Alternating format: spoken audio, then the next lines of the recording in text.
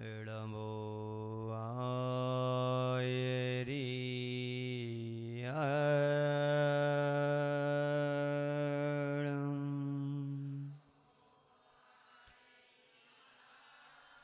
इडमो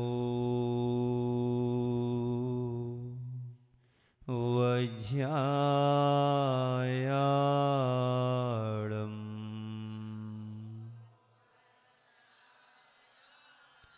इडमोलोये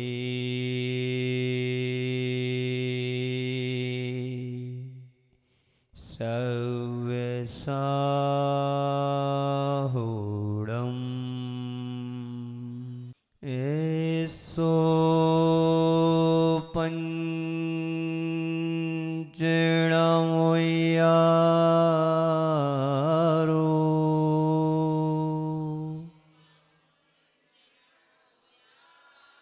सवो पावपणासिनो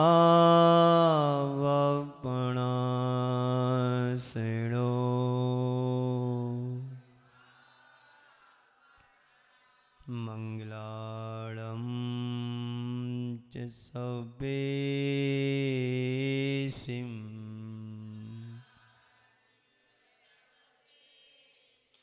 पडेवं होय मंगलम्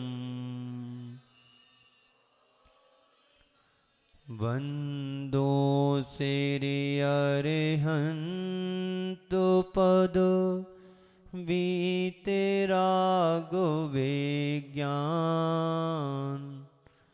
वर्णवारये भावना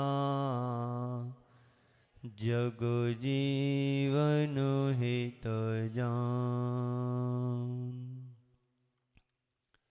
पंच परमेष्टि भगवान की, भगवान महावीर स्वामी की, अहिंसा परमो धर्म की, परम पूज्य आचार्य गुरुवर श्री विद्यासागर जी महाराज की, परम पूज्य आचार्य श्री समय सागर जी महाराज की, परम पूज्य मुनि श्री सुधा सागर जी महाराज की, सागर जी महाराज की जय जय जय।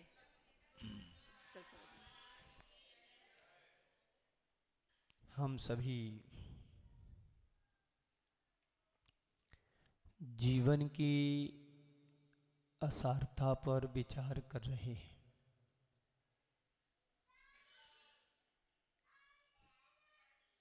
जीवन में जो कुछ भी हमने पाया अपने पुण्य और पाप के द्वारा पाया।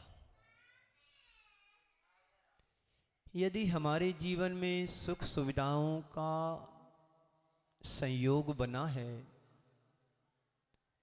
तो हमारा पुण्य का संयोग था, और जीवन में यदि दुख आया है, प्रतिकूलताएं जीवन से जुड़ी हैं, तो हमारे जीवन में पाप कर्म का योग बना। पाप और पुण्य दोनों के योग संयोग से हमारे जीवन का निर्धारण होता है। यदि व्यक्ति अपने जीवन में सुख का अनुभव कर रहा है तो उसका पुण्य, प्रबल पुण्य उसके जीवन में उदय चल रहा है। और यदि व्यक्ति दुख का अनुभव वेदन कर रहा है, कष्ट भोग रहा है, तो उसके जीवन में अशुभ कर्म का उदय चल रहा है। इसी बात को लेकर के यहाँ पर 12 भावनाओं की एक श्रृंखला चल रही है।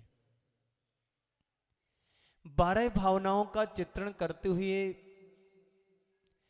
पंडित मंगत राय जी कह रहे हैं, संसार में कुछ भी स्थिर नहीं है। एक परमाणु मात्र भी संसार में कुछ भी स्थिर नहीं है। इस विराट संसार में से देखें, जहां तक मेरी दृष्टि जाती है सब परिवर्तन सा दिखाई देता है। आगे हमारा चिंतन बढ़ता है। संसार में जब स्थिर नहीं है तो कौन किसकी शरण देगा, कौन किसकी शरण में रहेगा।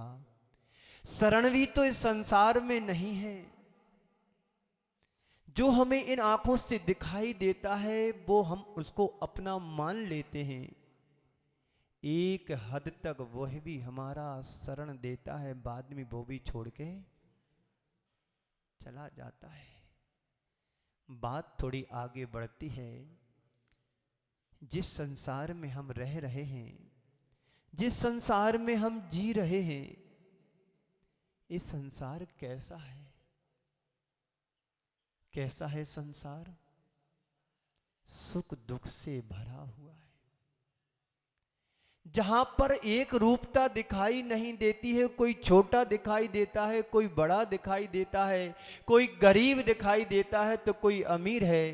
किसी के जीवन में संपन्नता दिखाई देती है तो किसी के जीवन में विपन्नता दिखाई देती है। किसी के जीवन में अनुकूलताएं होती हैं तो किसी के जीवन में प्रतिकूलताएं हर पल बनी रहती हैं।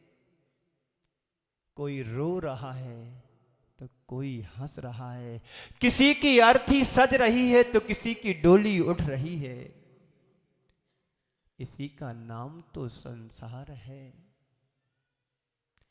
जन्म मरण अरु जरा रोग से सदा दुखी रहता, राग उदय से सुरगति में कहां सुखी रहना।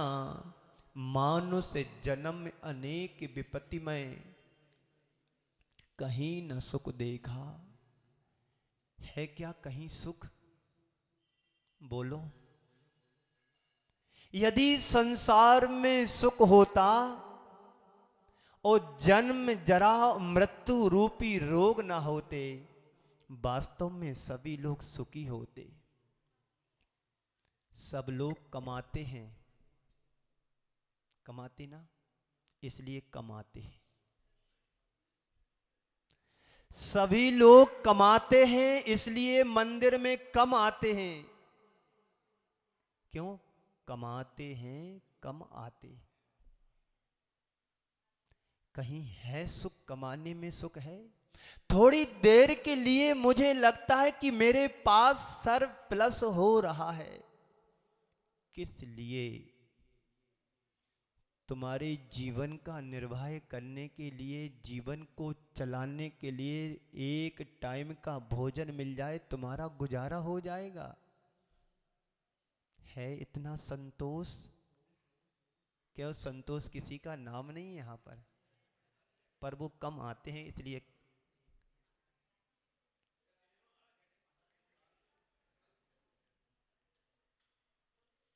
यदि तुम्हारे जीवन के लिए 2 टाइम का भोजन पर्याप्त है, फिर आकुलता जीवन में क्यों की?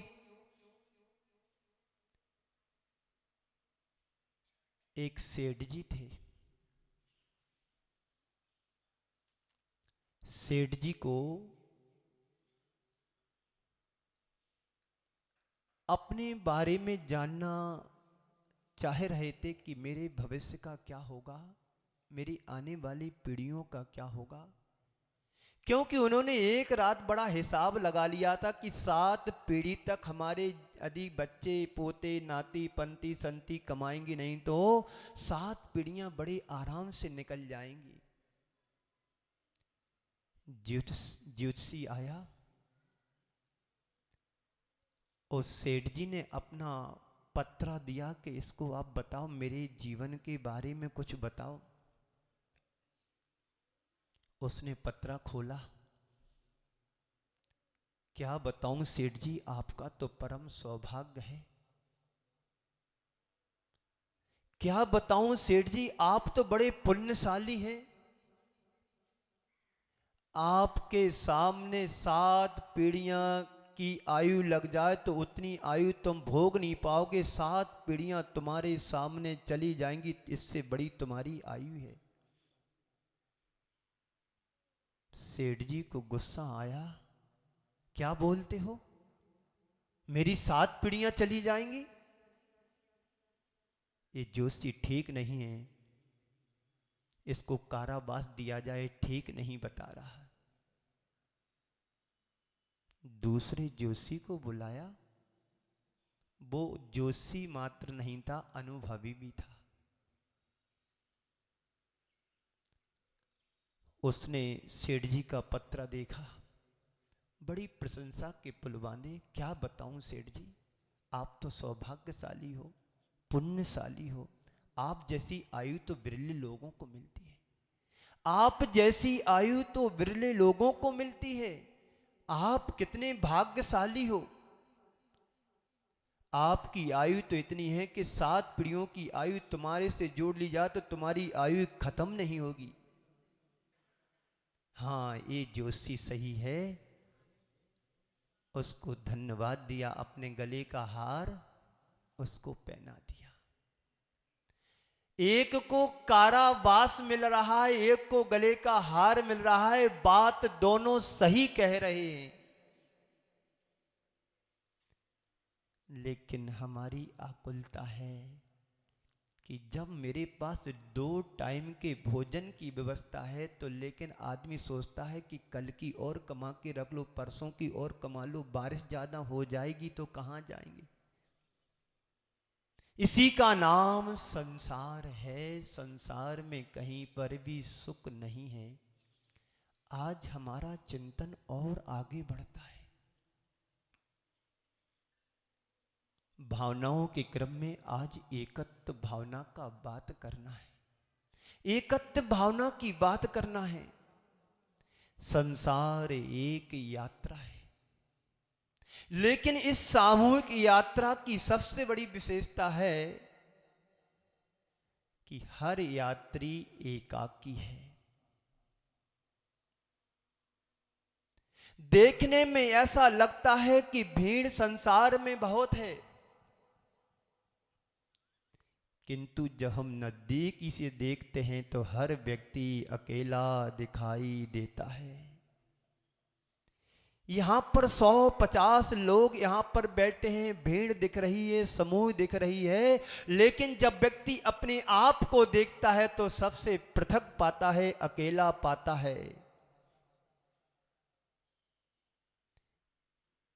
किंतु उस भीड़ में भी हर कोई अकेला है। इस एकत्व भावना की अनुभूति का नाम ही, प्रतीति का नाम ही एकत्व भावना है। कभी आपने ऐसा अनुभव किया कि भीड़ भरे संसार में हम अकेले हैं? भीड़ तो बहुत दिखाई दे रही है, लेकिन उस भीड़ में, उस समूह में हर व्यक्ति अपने आप में अकेला है, अकेला है, एकाकी। इस बात की अनुभव तुमने कभी किया? इतना टाइम कहाँ है तुम्हें सोचने का कि हम अपने आप को अकेला समझूं? अभी तो मेरा परिवार है, परिजन हैं, संबंधी हैं, सगे साथी हैं, सब कुछ मेरे हैं, मेरा ही है। इस अनुभूति से आप सब जी रहे हो। जिस दिन तुम्हें एक ज्ञान हो जाए कि संसार में मेरा जन्म हुआ है तो अकेले ही जन्म हुआ है, जब इस संसार में मैं मरूंगा तो अकेले ही मरूंगा। लेकिन सबसे बड़ी बात तो यह है, जन्मता भी अकेला है, मरता भी अकेला है। सबसे मजे की बात तो यह है कि संसार में व्यक्ति जीता भी अकेला है। ये तो सबको पता है कि जन्मता अकेला है और मरता भी अकेला है, पर व्यक्ति भूल जाता कि मैं जीवित तो अकेला रहा हूं। हमारे सिर में दर्द होता है या सिर में दर्द हो रहा है तो हमारा पड़ोसी सिर में दवा लगा सकता है, सिर को दबा सकता है, 2 शब्द सहानुभूति के सुना सकता है। कोई बात नहीं, दर्द ही तो हो रहा है, थोड़ी देर की बात है, अभी मलहम लगाई है, दवा को लगाया है, दबा रहा हूं, थोड़ी देर की बात है, ठीक हो जाएगा। पर संत कहते हैं तुम्हारे दर्द का हरण नहीं कर सकता है। इसी अनुभूति का नाम एकत्व भावना है। पंडित कहते हैं जन्मे मरे अकेला चेतन सुख दुख का भोगी, और किसी का क्या एक दिन यह देह जुदी होगी। कमला चलत ना पैठ जाए मरघट तक परिवारा, अपने अपने सुख को रोवे पिता पुत्र दारा। कितना बढ़िया चित्रण मंगत राय जी कर रहे हैं। उन्हें पता नहीं था कि संसार में यह जीव अकेला ही सुख दुख को भोगता है। उन्हें पता था, इसलिए तो उन्होंने अपने मन से चित्रण किया इस संसार की दुर्दशा का, संसार के प्राणियों का। जन्मे मरे अकेला चेतन, यह जीव अकेला ही जन्मता है, अकेले ही मरता है। लेकिन साथी कौन है? कोई किसी का साथी नहीं है संसार में। जिनको आपने अपना माना वो भी तुम्हारा कितनी देर के लिए है। अरे बाहर के लोगों को तो जाने तो तुम्हारा शरीर भी तुम्हारा साथ देने वाला नहीं है, तुम्हारा शरीर भी साथी नहीं है। जो जन्म से तुम्हें प्राप्त हुआ है मरण तक तुम्हारे साथ रहेगा, वो शरीर भी तुम्हारे साथ नहीं जा सकता है और जाएगा भी नहीं। आप अकेला अवतरे मरे अकेला होय, या कहूँ इस जीव को साथी सगा न कोई। हम सब इस अनंत के यात्री बने हुए हैं और अनंत काल से यह यात्रा अनवरत रूप से चल रही है। रुकी है क्या यात्रा ये? बोलो। आप सब संसार की यात्री हैं, हो कि नहीं? बोलो। कितनी पर्यायों को हम पार करके आए हैं।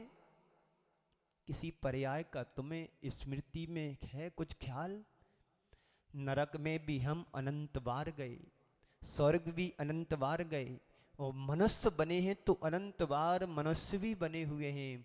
एक भी पर्याय मेरे द्वारा वंचित नहीं रही इस यात्रा से।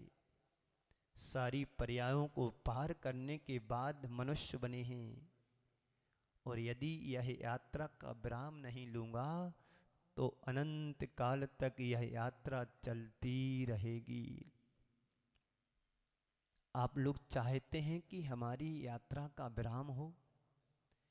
जब तुम ये सोच लोगे कि मुझे संसार में सुख नहीं है, इस अनवरत यात्रा से मुझे विराम लेना है, तो संत कहते हैं तुम अपनी आत्मा की ओर अभिमुख हो। आत्मा पर केंद्रित होने वाला व्यक्ति संसार से मुक्ति पा सकता है। तो अनंत काल से यह यात्रा चल रही है निरंतर।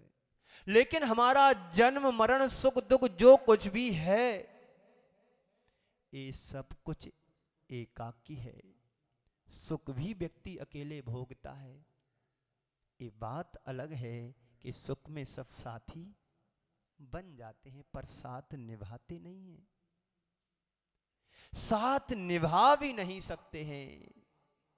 हम अकेले ही जन्मे हैं तो अकेले ही मरेंगे। हमारा सुख दुख संयोग वियोग सब कुछ जो कुछ भी है, उसका अनुभव हमें अकेले ही करना है। ओम। जो कुछ भी संयोग वियोग हमारे जीवन से जुड़ा है, हमें अकेले ही भोगना है। जब हमने जन्म लिया था तब हमारे साथ कोई दूसरा नहीं जन्मा था। बोलो। ये बात अलग है, प्रकृति भी बदल रही है। तुम लोग एक बच्चे को जन्म देते हैं, अब 3-3 2-2 3-3 इकट्ठे एक साथ करने लगे हैं। क्यों? तुम लोगों पर कोई भरोसा नहीं है। जब हमने जन्म लिया था तो हमारे साथ कोई दूसरा नहीं था, और जब हम मरेंगे तो हमारे साथ कोई दूसरा मरने वाला भी। यह जीवन की बहुत बड़ी वास्तविकता है। इस वास्तविकता पर विचार करो। थोड़ी देर के लिए हम विचार करें।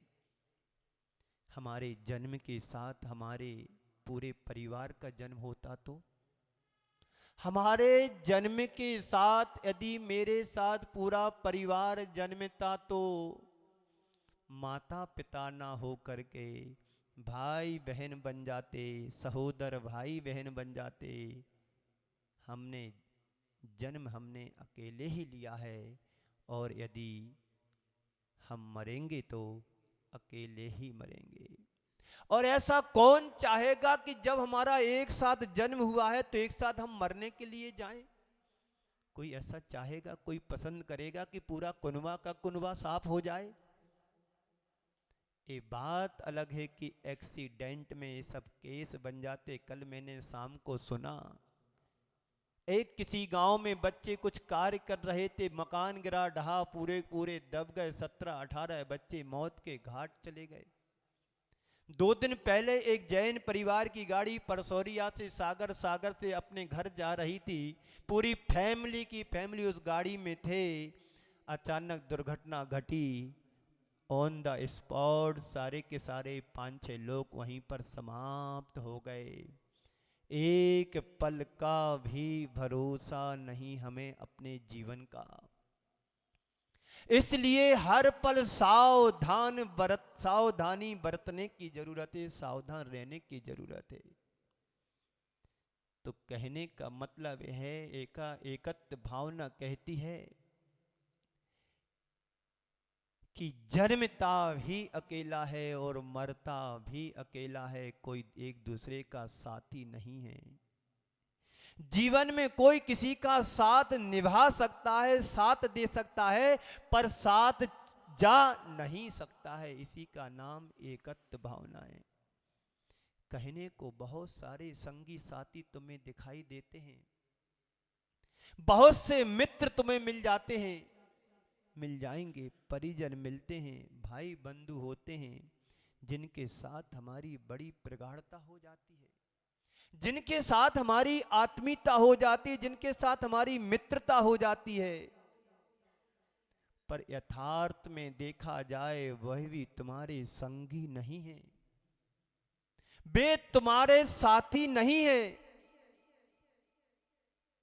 पर इस यथार्थ दृष्टि की अनुभूति करना ही एकत्व भावना है।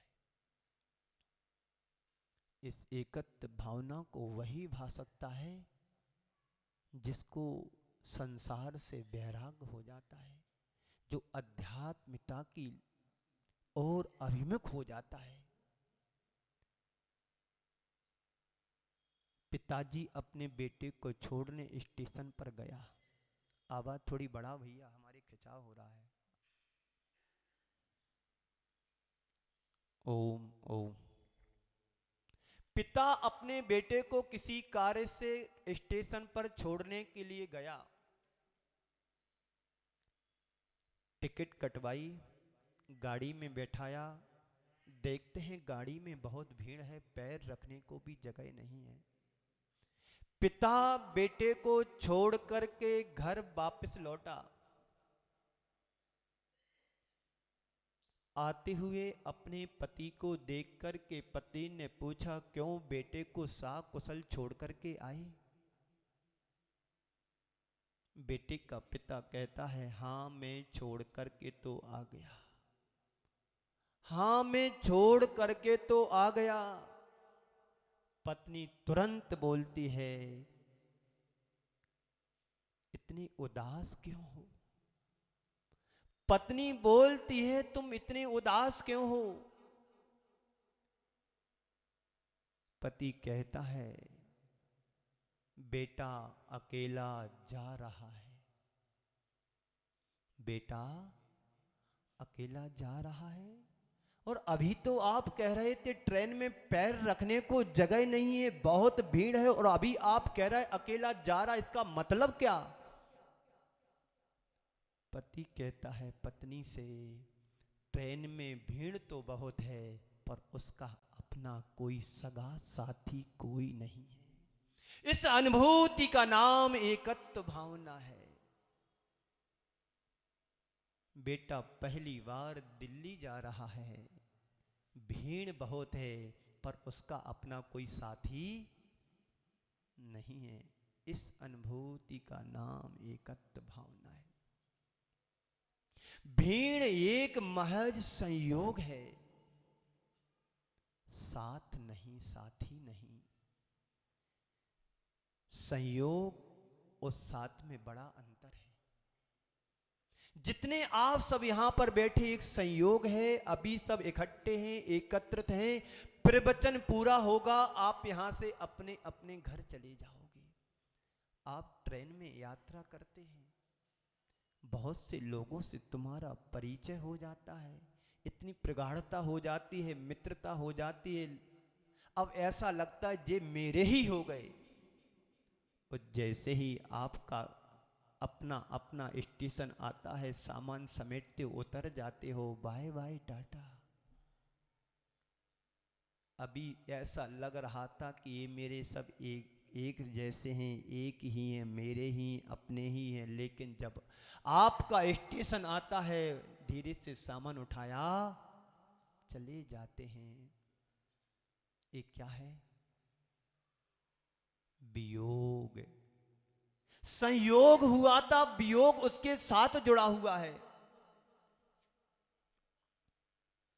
संत कहते हैं संयोग को नकारा नहीं जा सकता है, और वियोग को, संयोग को नकारा नहीं जाता है और साथ को स्वीकारा नहीं जा सकता है।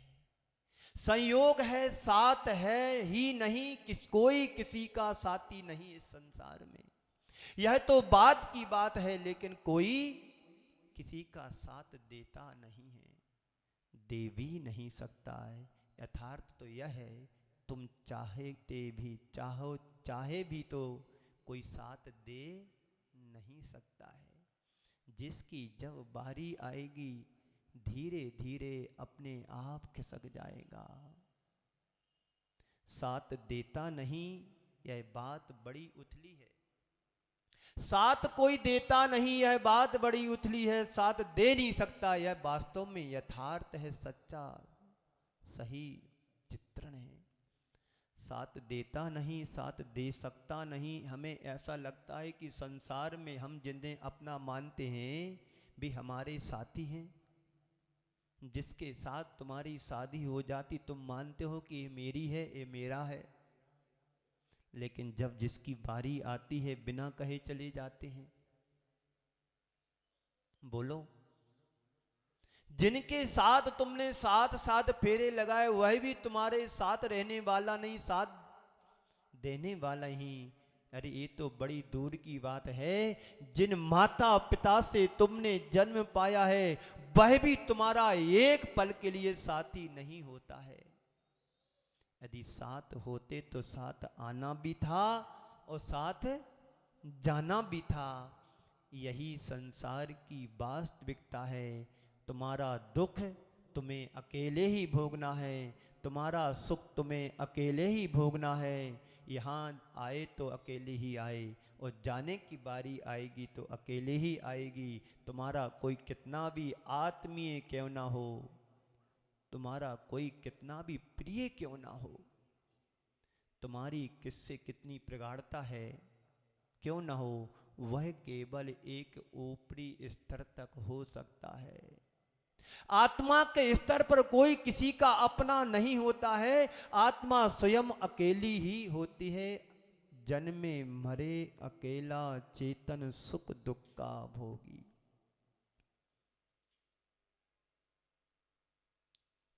इस एकत्व की अनुभूति करना बड़े ऊंची स्तर की बात है। जो अध्यात्म का प्रेमी होता, जो अध्यात्म के स्तर पर जीना जानता है, वही एकत्व की अनुभूति करने में तत्पर हो पाता है। वरना संसार में सब संयोगी बनकर के जी रहे हैं, और जा रहे, आ रहे, जा रहे, जन्म ले रहे, मरण हो रहा है, और अकेले जी भी रहे हैं।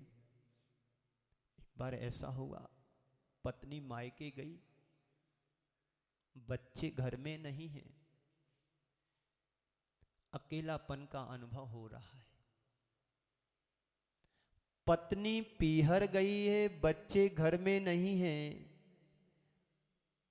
अकेलापन का अनुभव हो रहा है।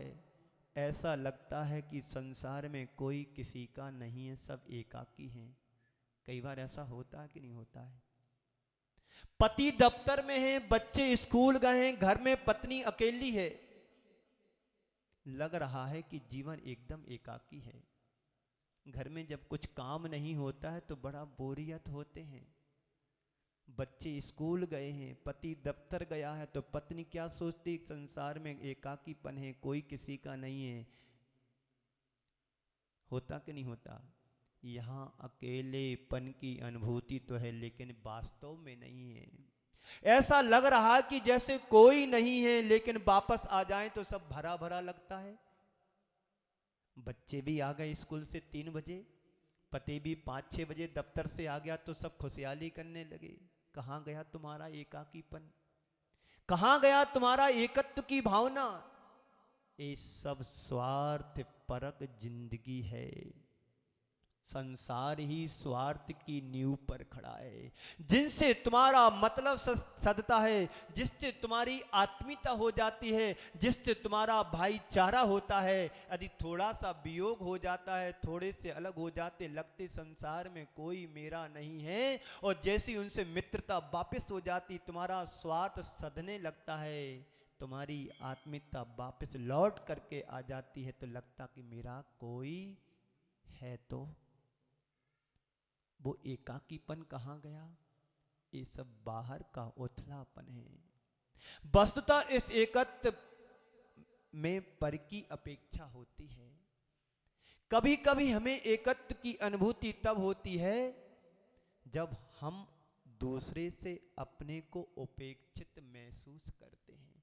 जिससे तुम्हें अपेक्षा की जब उपेक्षा होती है, तो लगता है वास्तव में संसार में कोई किसी का नहीं। अपने आप को एकाकी महसूस करने लगते हैं। जब तुम्हारी अपेक्षा की पूर्ति हो जाती है, तो पुनः तुम्हारा सब भरा भरा दिखाई देता है।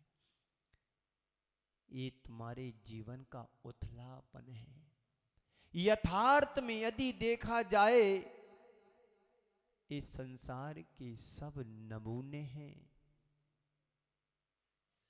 एक दूसरे अपने अपने स्वार्थ के लिए जी रहा है। यथार्थ में जीना अभी व्यक्ति सीख ही नहीं पाया है। जीना तो चाहता है, पर जीने की कला उसके पास अभी आई नहीं है।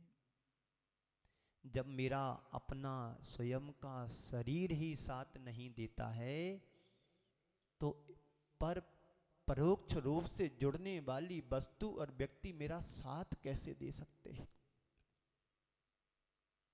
बोलो, होता कि नहीं होता ऐसा? तो जन्मे मरे अकेला चेतन सुख दुख का भोगी, और किसी का क्या एक दिन है देह जुदी होगी। यह शरीर भी एक दिन हमारी आत्मा से पृथक हो जाएगा। जब मेरा शरीर ही अपना नहीं है, तो पर वस्तु पर मैं विश्वास कैसे करूं कि ये मेरा है, ये मेरी है?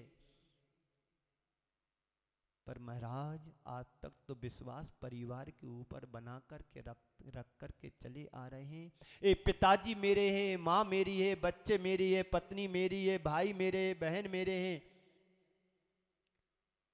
कभी उन्होंने कहा कि हम तुम्हारे हैं?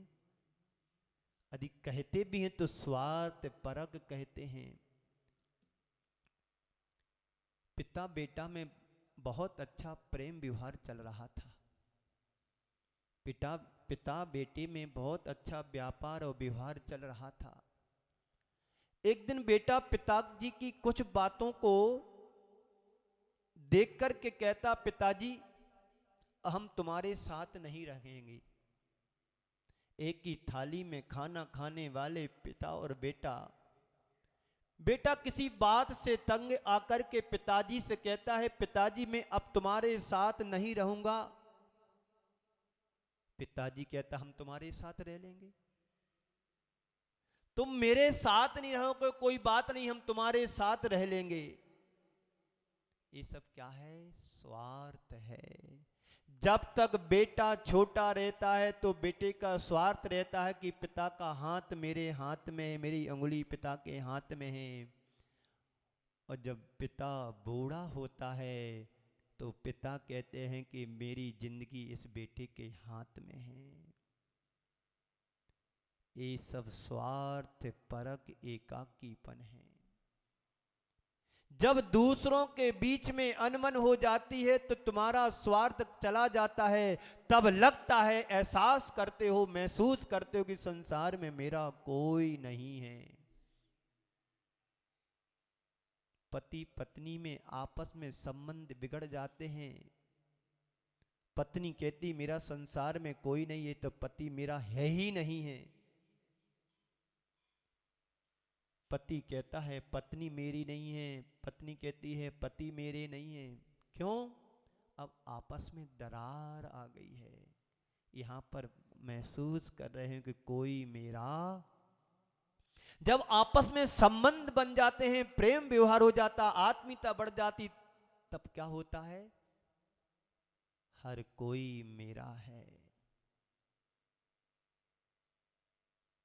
कमला चलत ना पैड जाए, मरघट तक परिवारा। परिवारजन कहां तक जाते हैं? मुक्ति धाम तक। है कोई साथ जाने वाला? मेरे पिताजी हैं, इतना बड़ा कर दिया, इतना योग बनाया, पूरी संपत्ति मेरे को छोड़कर अब मुझे नहीं रहना, हम तो पिताजी के साथ जाएंगे, ऐसा है कोई कहने वाला? अच्छा हुआ चलेगा, पूरी संपत्ति हमारी तो हो गई। एक कहने वाले तो बहुत मिल जाएंगे, पर साथ जाने वाला कोई नहीं मिलेगा। तुम क्या तीर्थंकर भगवंत भी कोई किसी को साथ नहीं ले जा सकते हैं। इसलिए जन्मे मरे अकेला चेतन, सुख दुख का भोगी। सुख दुख अकेले ही भोगना है, कोई दूसरा तुम्हारा निमित्त नहीं बन सकता, साथी नहीं बन सकता, साथ नहीं निभा सकता। अपने अपने सुख को रोवे पिता पुत्र दारा। पिताजी कहते हैं बुढ़ापे में मेरा बेटा मेरा साथ देगा। कोई भरोसा है कि तुम बुढ़ापा भी देख पाओ? क्यों जैन साहब, मुकेश कुमार जी, भरोसा है तुम अपने नाती पोते देख पाओ? पहले ही तुम चले जाओगे तो क्या करोगे? बैठ जाओ, खड़े नहीं। सब स्वार्थ की दुनिया है। एकत्व भावना का भाने वाला व्यक्ति संयोग वियोग से ऊपर उठ जाता है, संगी साथियों से ऊपर उठ जाता है। हम न किसी के कोई न हमारा, हम न किसी के, मैं न किसी का कोई न हमारा। इस युक्ति को चरितार्थ करने का प्रयास करो, कोशिश करो। संसार में कोई मेरा नहीं है और मैं किसी का नहीं हूं। इस एकत्व की भावना भाने वाला ही संसार सागर से पार होता है। संसार तो एक मेले की तरह है।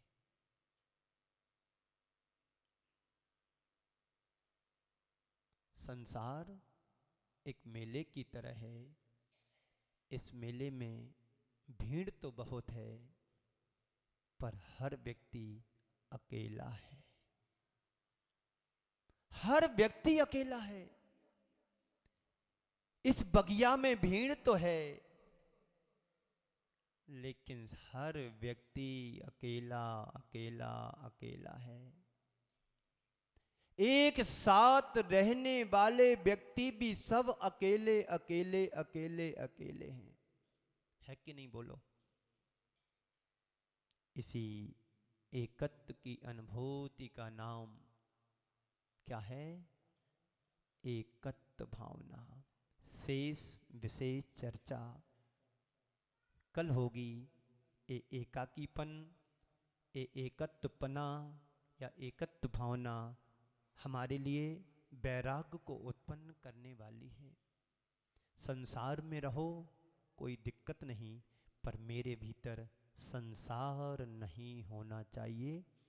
तो मेला कल देखने चलेंगे इसी मंगल भावना के साथ। यहीं पर विराम देता हूँ। पूज्य गुरुदेव के चरणों में नमन अर्पित करते हुए बोलिए परम पूज्य आचार्य गुरुवर श्री विद्यासागर जी महाराज की।